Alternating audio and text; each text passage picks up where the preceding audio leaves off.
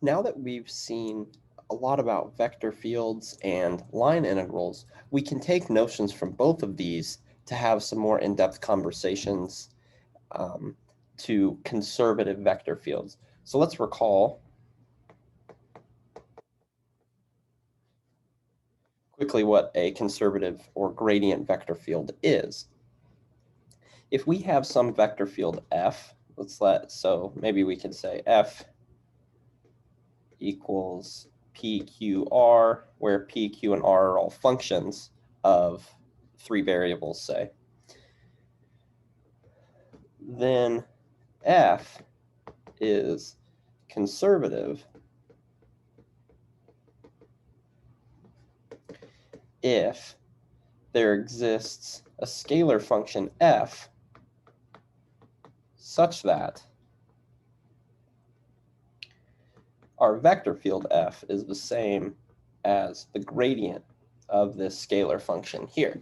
This is what it means for a vector field to be conservative. And when we look at conservative vector fields and line integrals of conservative vector fields, right? We can look at like vector line integrals. When we look at vector line integrals of conservative vector fields, we get some pretty powerful results.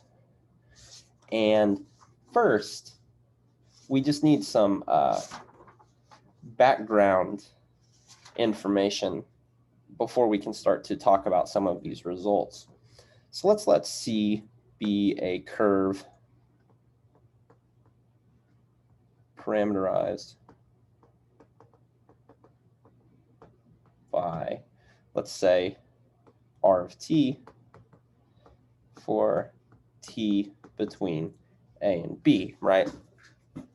And we can recall a definition that we've already learned. So here I'll spit a few definitions. The first one is a curve C. So a curve C is closed. Maybe you remember the definition of closed is if R of A is equal to R of B, meaning, so here's some examples,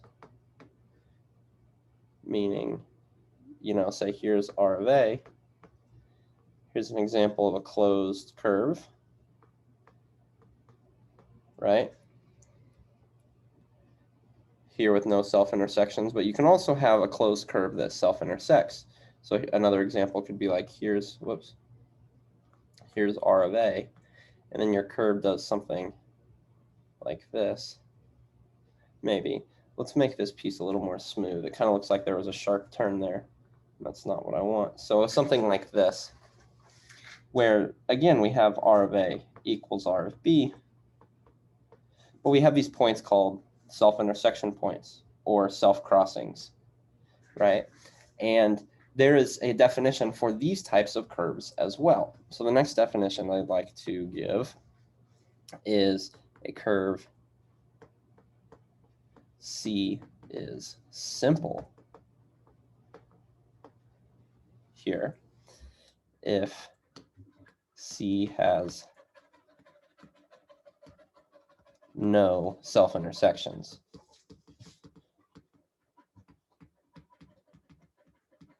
Meaning for all T1 and T2 that belong to the time interval AB, we have that R of T1. And so here I want this to be the open interval, right? So for any T1 and T2 in the open interval, we have that these are different, right? So what it means is you start with some curve, or you start with R of A, and then you have some curve. And then so here is an example of not simple.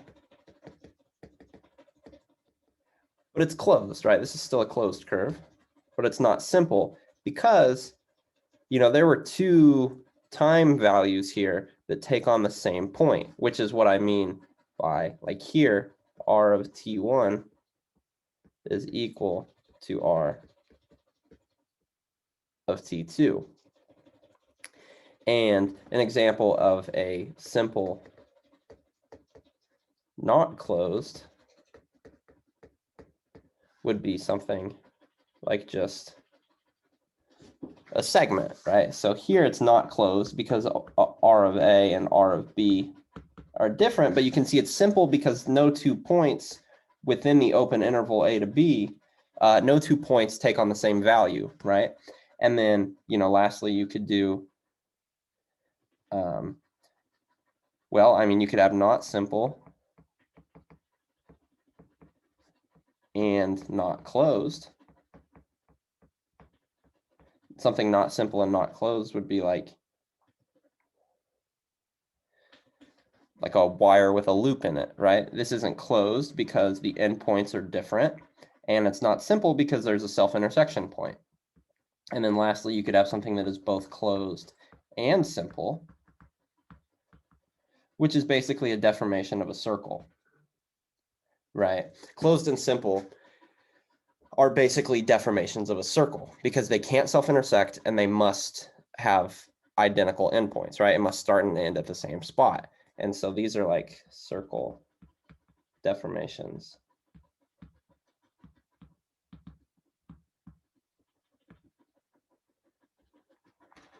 And so these are some examples for the definitions of closed and simple curves. The next definitions I want to give are about connected regions.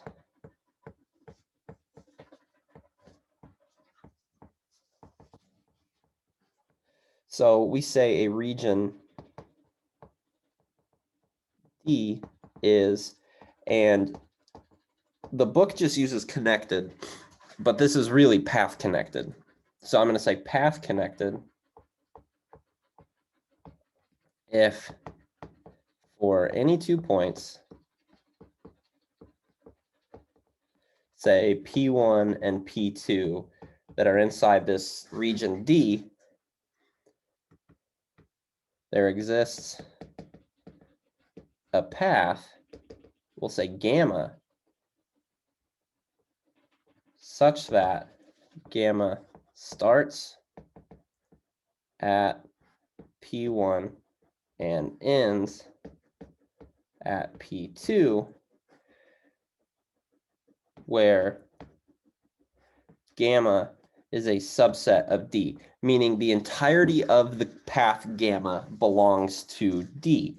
And so a region is path connected if for any 2 points you can draw a path between them such that that entire path lives in the region D, right? And you may say, well, what region couldn't do that, right? Well, what if we took D to be D1 union D2? So here's an example of not path connected.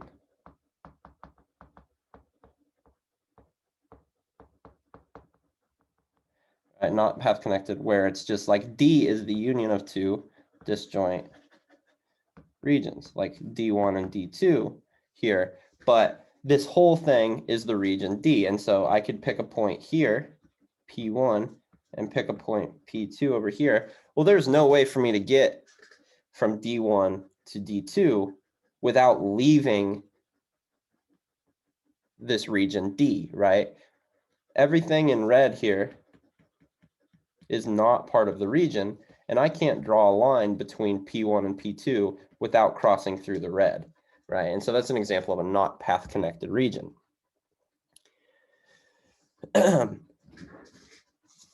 If something is path connected, so an example of something that is path connected is, well, take like an annulus, right? An annulus would be this entire region here, so like a 2-dimensional donut. If you pick any points on this region, the defining the path could be difficult, right? But there exists a path. Somehow you can get from P1 to P2 in well, here you can see you could do it in many ways. There are a lot of paths you could take. But there needs to be at least one, right? And we have another definition here. A path connected, so not even, let's just say a region is simply connected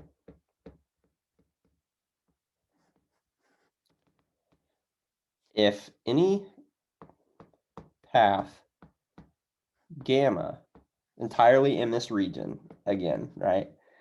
If any path gamma can be collapsed to a point. And so what do I mean here? So let's take just like an arbitrary region D here, and let's say D is this entire region. This is an example of a simply connected region.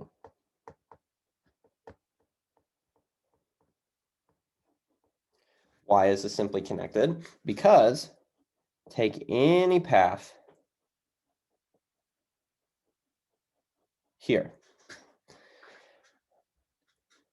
A region is simply connected if you can collapse this path to a point, right? And well, there's no obstruction here. Like you just move one point towards the other along the path, kind of shrinking the path until they become the same point, and then you're done, right? Or for example, if you had like a rectangle, any path you choose here, maybe we have like a circle. Well, there's nothing inside, there's no obstructions inside this circle, right? It's all just the region itself. And so you can keep shrinking this circle smaller and smaller and smaller all the way until you get down to a point, right? And so these are examples of regions that are simply connected. However, the annulus is not simply connected.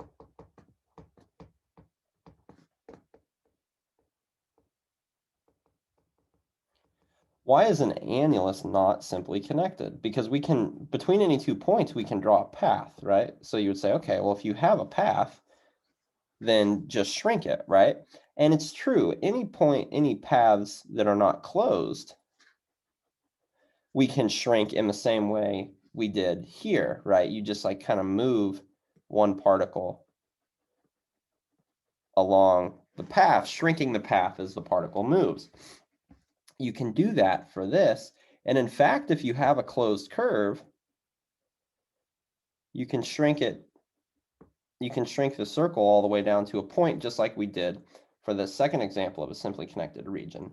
But there exists a family of paths that cannot be shrunk to a point, and it's closed curves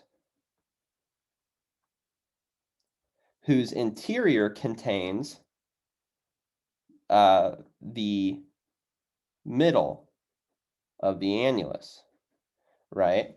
We cannot travel inside this interior circle here that I'm shading, right? And so there is no way to take this circle without like breaking it or lifting it off the plane or something. There is no way to shrink this circle without leaving your region, right? And because of that, the annulus is a path connected but not simply connected region.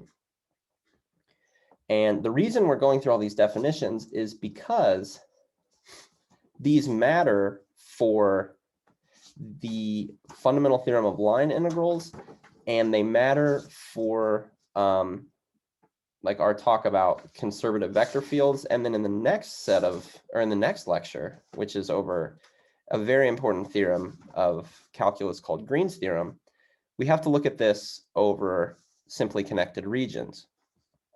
And so we need to understand what all this means before we kind of dive into the calculus that's going on here, right? So again, we have that a path-connected region is a region where any 2 points in a given region can be connected with a path where the path lives entirely in the region. And a simply connected region means you can take those paths and then shrink them down to a point. And here's an example of one that you cannot. And what this boils down to is, intuitively,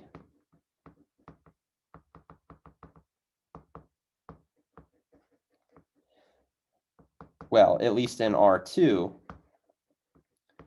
simply connected equals no holes. Right? You'll notice the simply connected regions of the examples, the simply connected regions are the ones that have no holes in them, and the example of a not simply connected region is the example that has a hole, if you will, right? Or a puncture. And so when we think about, when we say let R be a simply connected region, we just mean no holes, right? Okay. There is actually, I want to give a quick, there's a really cool example of something. So here I said this definition is path connected, right? The book just uses connected, but really it's path connected. And there's a notion of connectedness before path connectedness. And it basically, like intuitively, what connected means is there are no disjoint pieces of of your region, right? So here in this not path connected, this isn't even connected because it's disjoint, right? And there's an example called the topologist sine curve.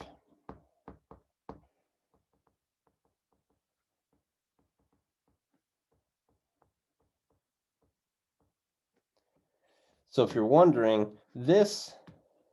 a lot of this, like, a lot of this theory here is like abstract geometry. It's learning about shapes and properties of shapes in an abstract setting, right? We're not talking about distance. We're not talking about any sort of calculus or anything. This kind of subdiscipline of mathematics of this abstract geometry is topology, which is a very, very cool area of mathematics. You should look up topology if you're interested. This is actually what I do research in. So it's a very cool and interesting topic where you get to play with the abstract geometry of all the shapes that you've worked with this far, and plus you get to see some really interesting and wacky examples. And a perfect example is the topologist sine curve. And this is an example of a one-dimensional space that is connected, but not path connected.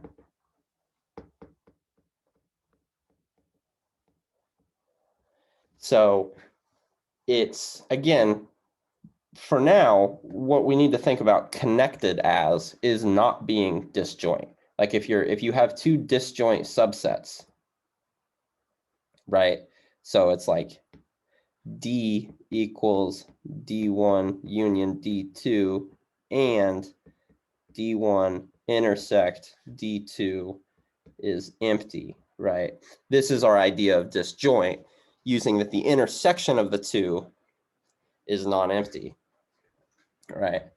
And so here is an example of a space that's connected but not path connected, meaning it's not disjoint in any way. There are not like components, disjoint components, but there exists a 2 points that you can't draw a path between, which sounds really odd.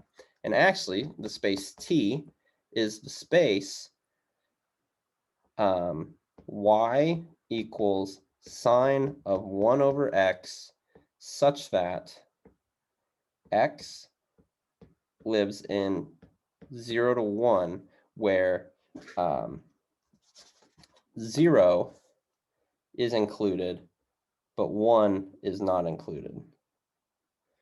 And then we union this with the origin.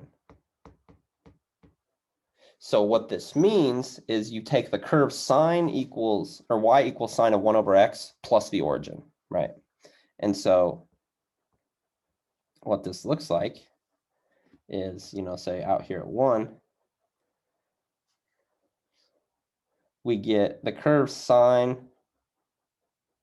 of y equals 1 over x does something like this, where as it approaches the origin, it starts to oscillate incredibly rapidly.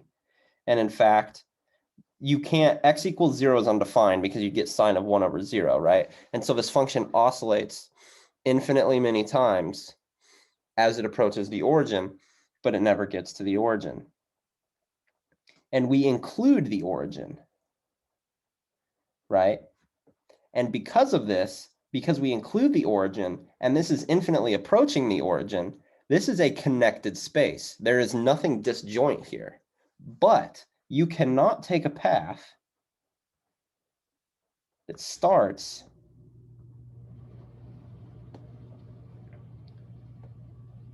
say anywhere over here, so P1, you cannot define a path between P1 and the origin. Because as you traverse this curve to try to get to the origin, you start oscillating infinitely. And because of this function, you never actually approach, or you never actually get to 0, but you oscillate infinitely as you approach it, right? And so this is a really, really interesting example of a space, this curve here, this space T, which is a curve union a point. This is connected, but not path connected. So again, that's just, I think, a very cool example. But for all intents and purposes that we are interested in, we will be considering path-connected spaces. Okay. All right. Now that we've gotten some of this topology out of the way, let's talk about the fundamental theorem of line integrals.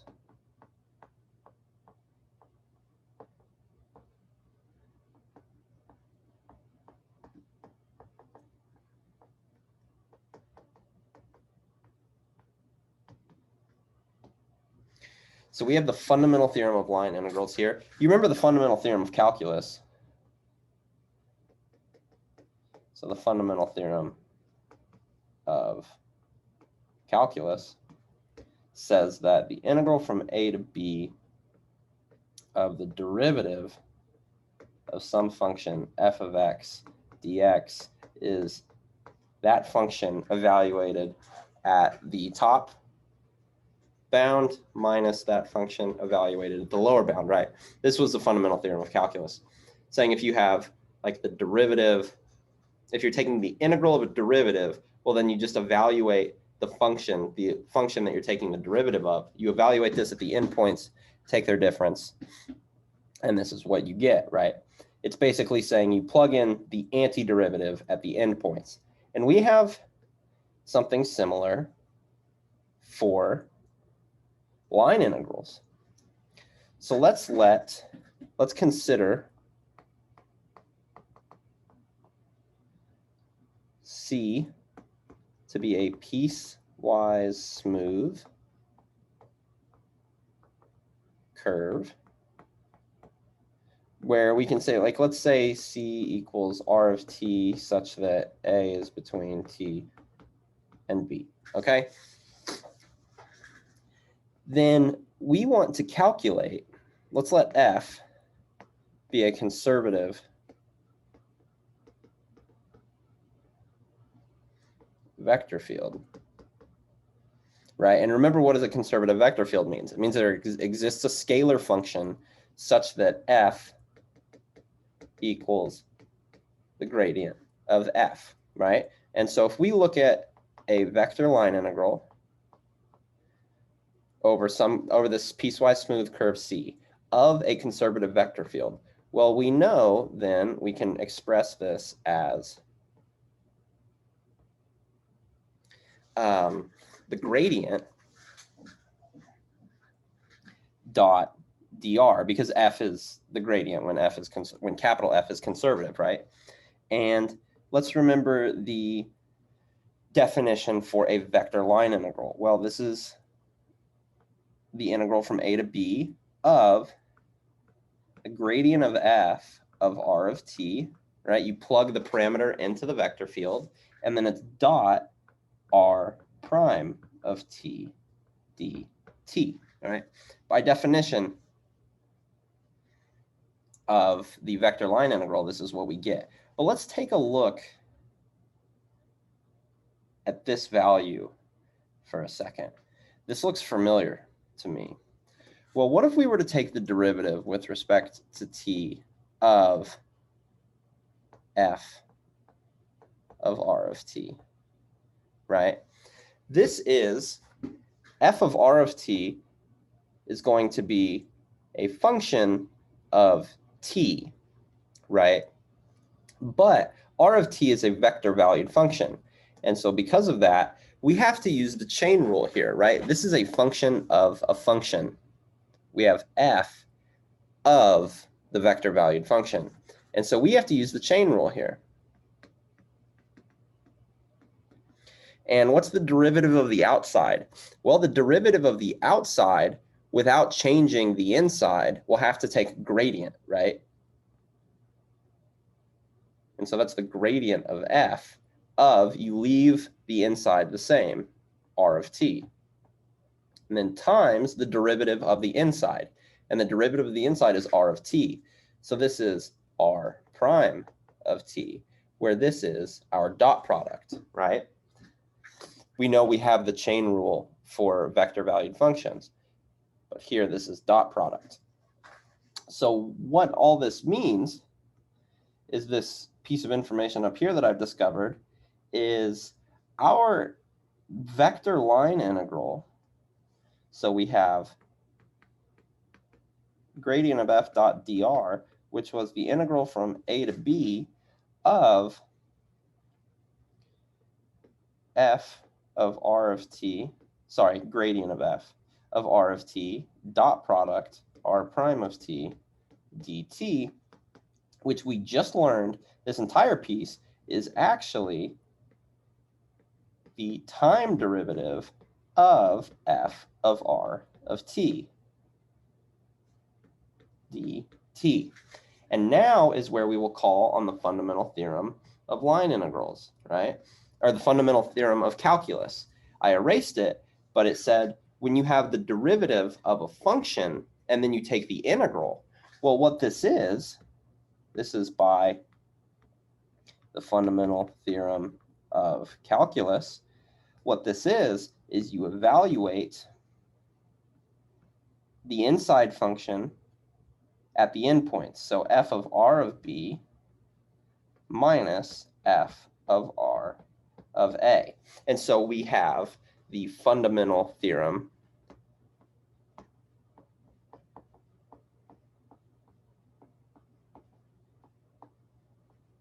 of line integrals.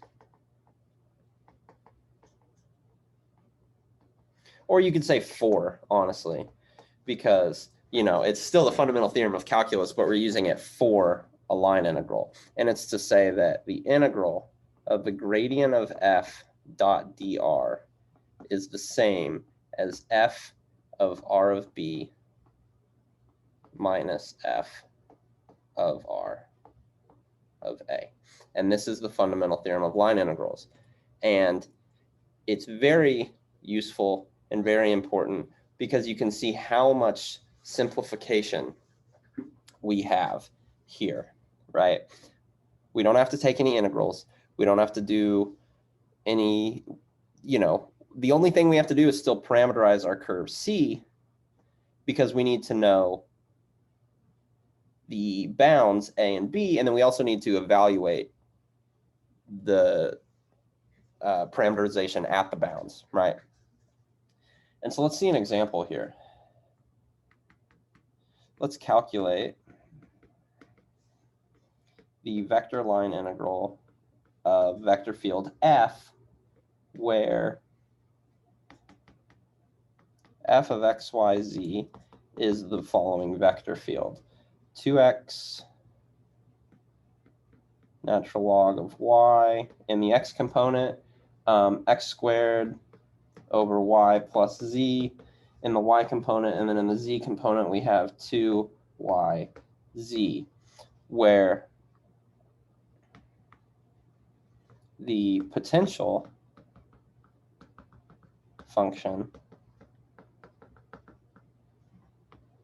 of f is lowercase f of x, y, z equals x squared natural log of y plus yz squared, and c, a lot of information with these, right?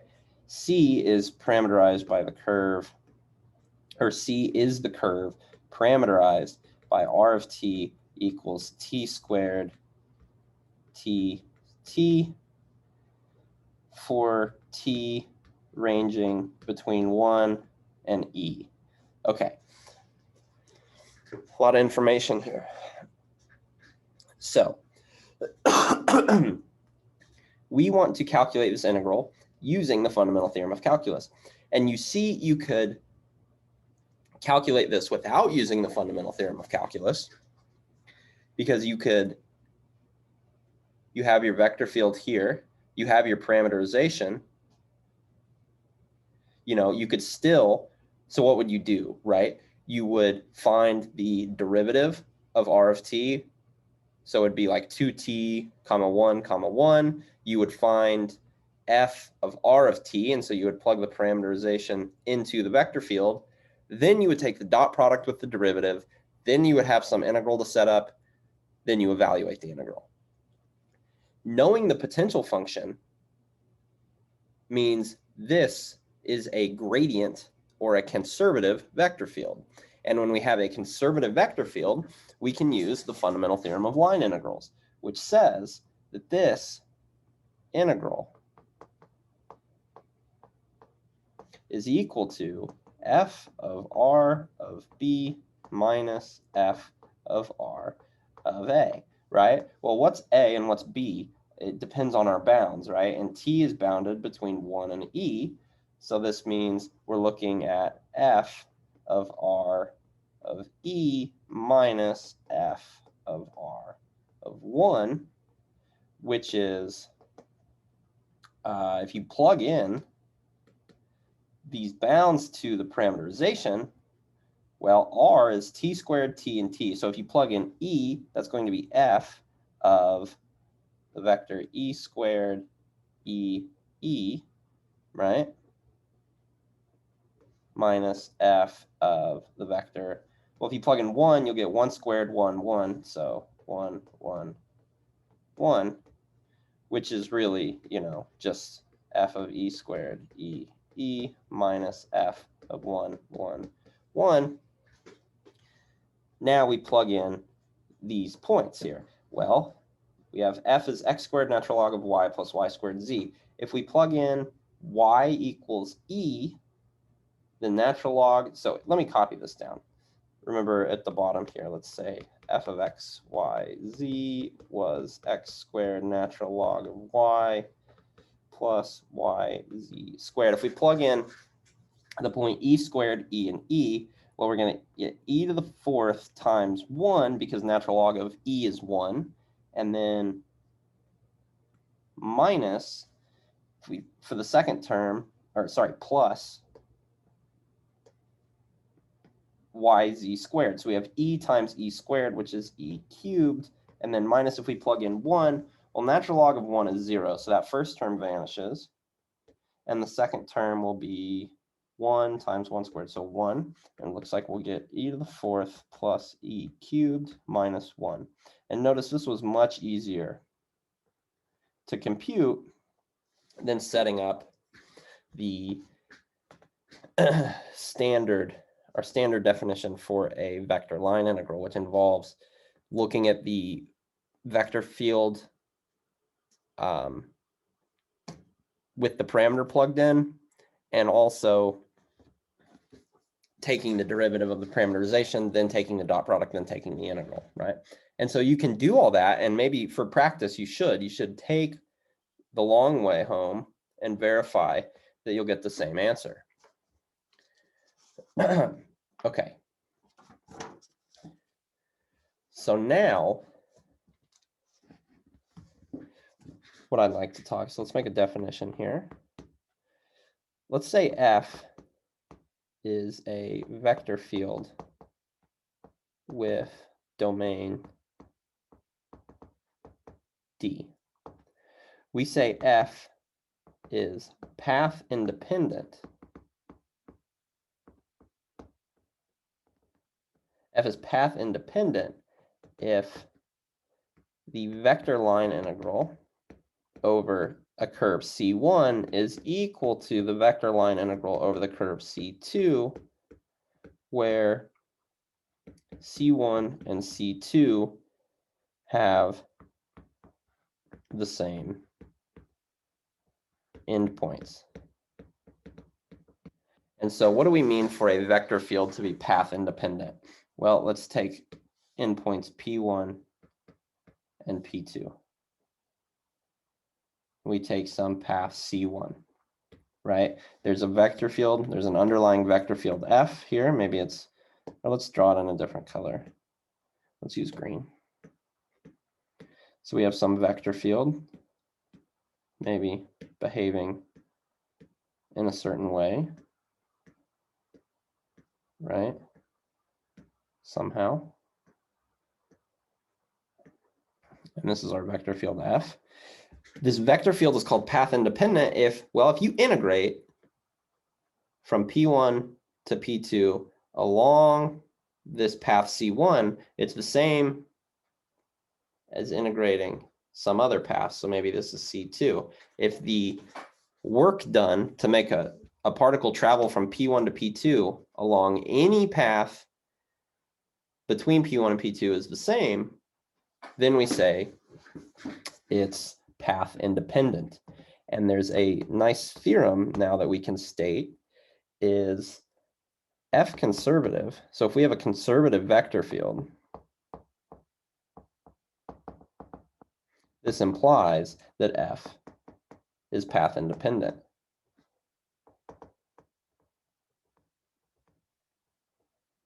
Independent. Okay, and so conservative vector fields are path independent. How do we know this? All right, let's look at the proof. Well, if F is conservative,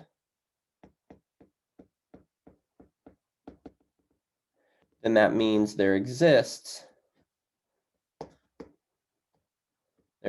an F such that our vector field F is equal to the gradient of this potential function F, right? And so let's look at the vector line integral over C1 first, right? Well, this is the same as the vector line integral of the gradient of this potential function. But we know the fundamental theorem of line integrals says that this is f of r of b minus f of r of a, right? But this value here, this is intrinsic of path, because this would be the same, using the fundamental theorem going back up, would say that this is the same as the integral, the vector line integral of the gradient over the path C2. But again, f is conservative, so this is just f dot dr, right? So proof. And this is a quick way to show that f conservative does indeed imply that that your vector field is path independent. Now, the next noteworthy thing after learning the fundamental theorem of line integrals is, notice this calculation became very easy because I knew the potential function. We already knew what this was because it was given in the problem. Now, what if we didn't know a potential function? What if we didn't even know a vector field was conservative? What if all we knew was that we want to take the vector line integral of a given vector field, and we want to do it in the easiest way possible.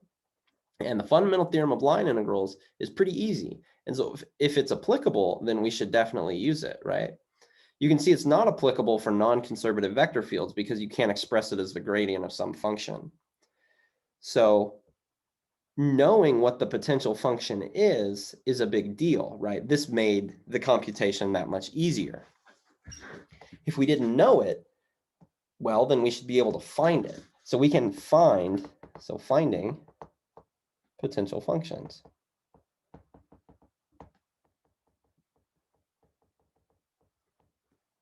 So if we're given a conservative vector field, then we want to be able to find the potential function.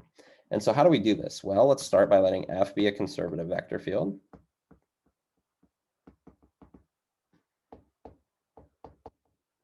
That means there exists an f such that the vector field is the same as the gradient as this f, right? And this f is what we call, remember, this is the potential function.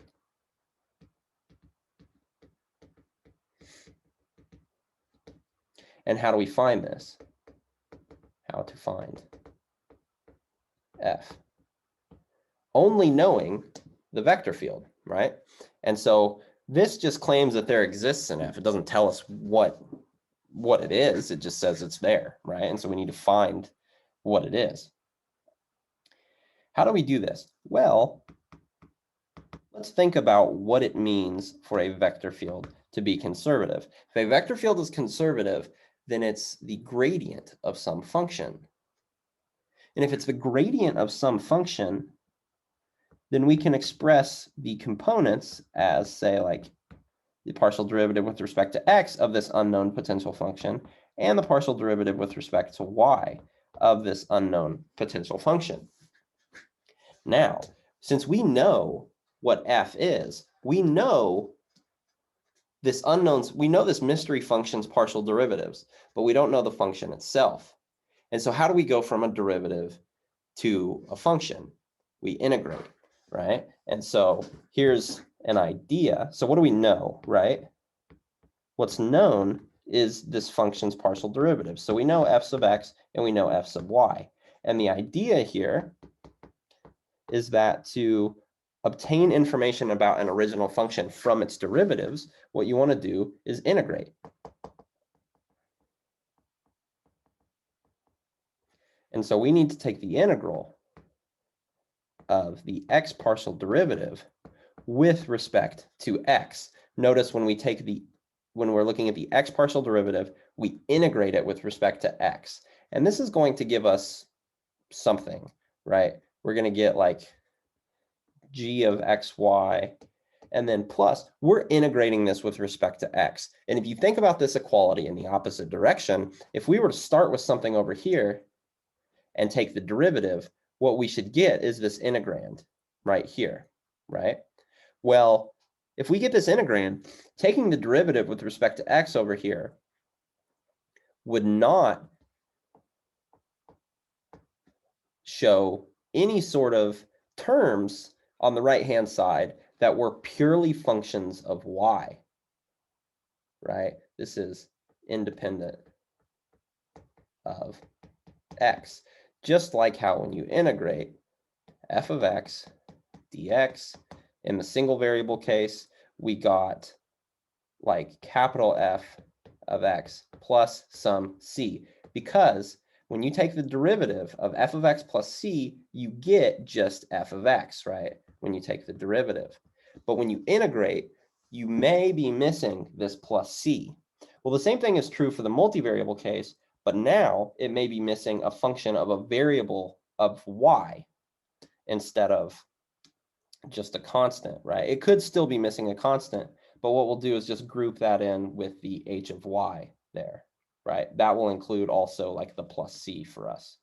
And similarly, what if we were to integrate with respect to y? Well, if we integrate with respect to y, then we're going to get something. But again, integrating with respect to y may not pick up a function purely in terms of x. And so this is independent of y, right? And so integrating may not pick that up. And then what you have to do to find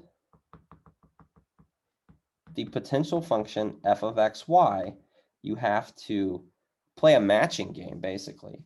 You have to match all terms in, so let me call this, let me box it in green. So you have to match all terms from this function. So say like this is function 1, and 2, where 2 is this function. And it's playing a matching game. You have to compare these and say, what terms do these share in common? Can I pair everything off? So then f of xy equals g of xy plus h of xy plus h of y plus k of x. Now, that is assuming that everything matches perfectly. So here's a remark. If everything from 1 and 2 matches perfectly,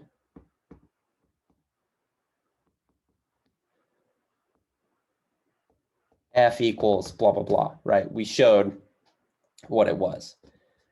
If any terms do not have a match,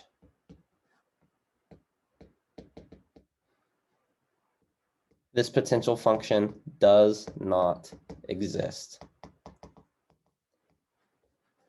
And this is how you determine if a vector field is not conservative.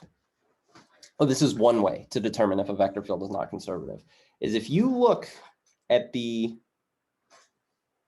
functions you get from integrating the x partial derivative and the y partial derivative with respect to x and y respectively, then if they don't line up perfectly, so it's not that they have to line up perfectly, it's that everything has to have a match, right? So you'll see what I mean in an example in a second. But if there is something that has no match, well, then this vector field was not conservative because this potential function doesn't even exist. Okay, and so that's a way of finding how they don't exist. Let's see an example of how they do exist. So let's find f such that, so find potential function lowercase f, which means find f such that vector field f equals the gradient of f for this vector field, capital F, is 2xy comma 3x squared y squared plus cosine of y. All right, and so what do we know? We know f sub x is equal to 2xy. First, well, and then, okay, what else do we know? We know that f sub y is 3x squared y squared plus cosine of y. Now we need to integrate the x partial derivative with respect to x. And what do we get? If we integrate the x partial derivative with respect to x, well, then it looks like you raise the power, you get x squared over 2, and then divide by the 2. So 2 over 2 is 1, so we have x squared y. And then plus, there could be a function of y here that this integral missed. So we'll leave it at that. Now, let's integrate with respect to y. The y partial derivative. So we have 3x squared y squared plus cosine y dy. Integrating this with respect to y, we see we're going to get x squared. Sorry, this should be cubed. I copied the problem down wrong. It should be 2xy cubed. And so this should be cubed. Okay, sorry about that. then what we get here is x squared y cubed plus, now the integral of cosine y is sine of y, and then this integration, there could have been a function with respect to x that we missed. And now you'll see we play the matching game. I see in both functions there is an x squared y cubed. So for this f of xy, I know these terms have an x squared y cubed in common, which means that term is part of the potential function. Now what do I see? I see that at the top, I have some unknown function that's purely in terms of y. But at the bottom, I have an explicit function that's only in terms of y, which is sine y. Therefore, this sine of y must have been this unknown g of y. So plus sine of y. Now, h of x, this unknown x term here, this has no match.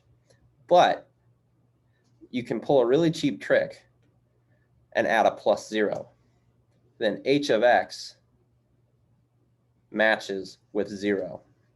And so, and then again, you know, we have this plus unknown constant c, but you can let c be 0 without loss of generality and get f of xy equals x squared y cubed plus sine y. And so this is our potential function, right? I mean, in fact, all these are potential functions here for all c in R, right? Because this can be any constant. But in particular, we'll just look at the one where c is 0.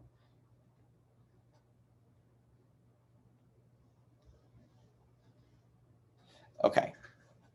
So this is an example of finding a potential function. And you can see we have to play this matching game where after you integrate both times, you have to look at what's in common. And sometimes you might have to cheese the system and add a plus 0 conveniently, right? And then everything was accounted for here.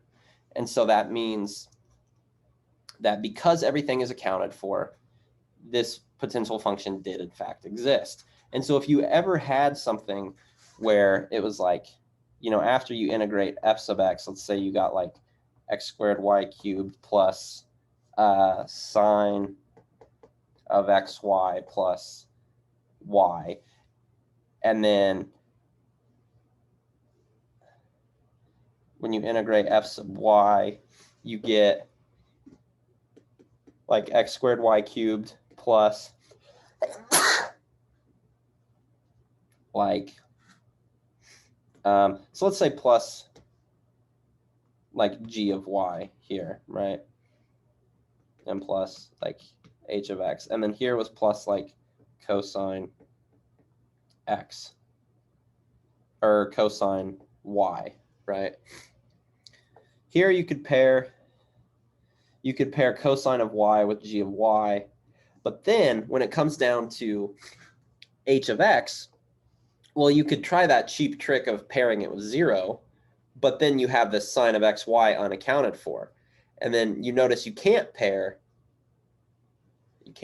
here because this isn't a function of just x. There's still a y involved, right? And so this would be an example of when a potential function doesn't exist, right? And there's a way of determining if a vector field is conservative before you even go through this, so you don't get halfway through the process and then say like, oh, dang, you know, this didn't actually work. So we'll get to that. I want to do one more example because a 3D example is important for finding potential functions. So let's find a potential function for vector field f of x, y, z is the vector field 2xy, x squared plus 2yz cubed, and then 3y squared, z squared plus 2 z. So let's find this potential function, right? We know we have f sub x is 2xy, f sub y is x squared plus 2yz cubed, and then f sub z is 3y squared z squared plus 2z.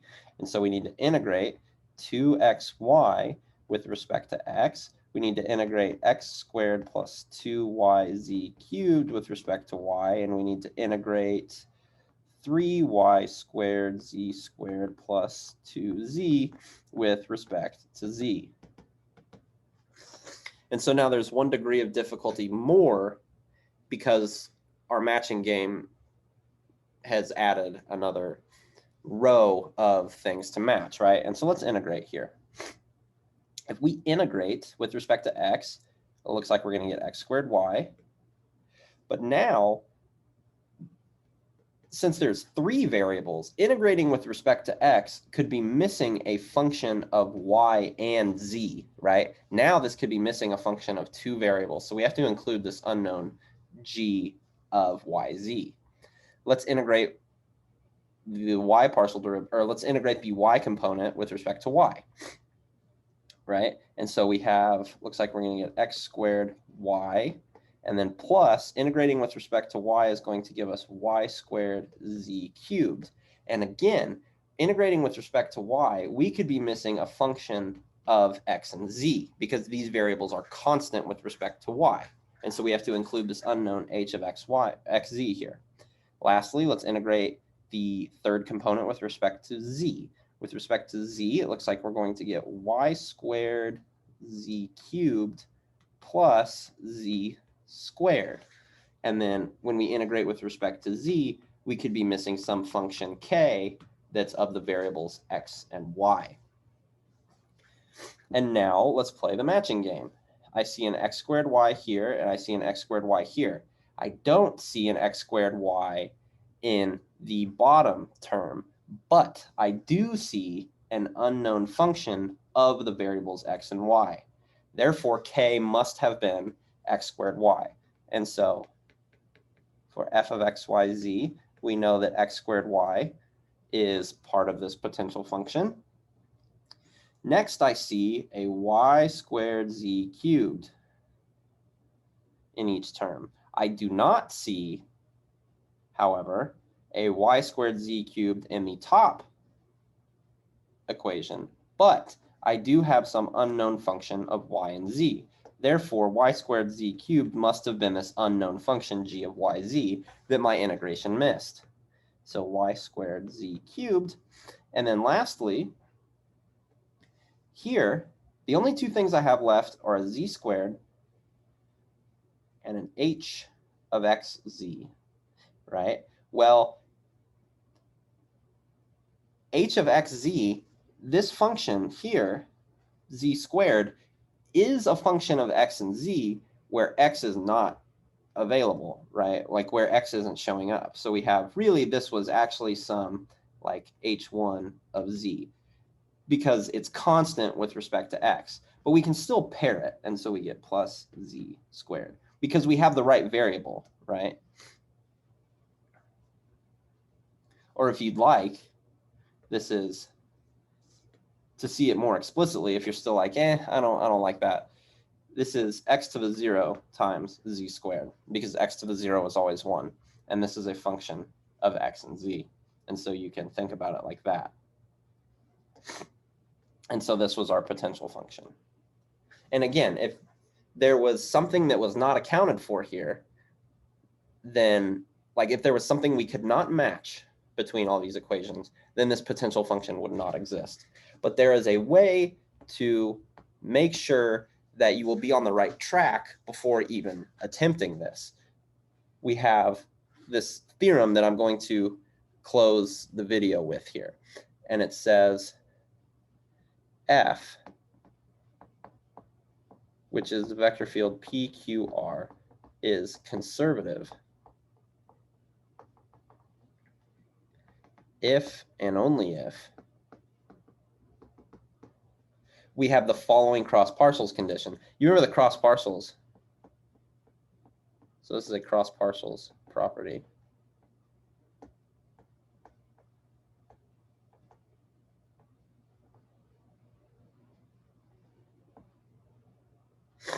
okay, is conservative if and only if the partial derivative of p with respect to y is the same thing as the partial derivative of q with respect to x, the partial derivative of p with respect to z is the same as the partial derivative of r with respect to x, and the partial derivative of q with respect to z is the same thing as the partial derivative of r with respect to y. So all three of these equalities hold if and only if a vector field is conservative. And so for the 2D case, f equals pq conservative if and only if partial derivative of p with respect to y is equal to the partial derivative of q with respect to x. Again, these are cross partials conditions, all these equalities here, right? And so when you come across a vector field and you say, well, I'd like to use the fundamental theorem of line integrals, and I would like to find its potential function to do that. Well, then instead of going through all of this and saying, oh, well, dang, something didn't match up, I'm going to have to do this the long way.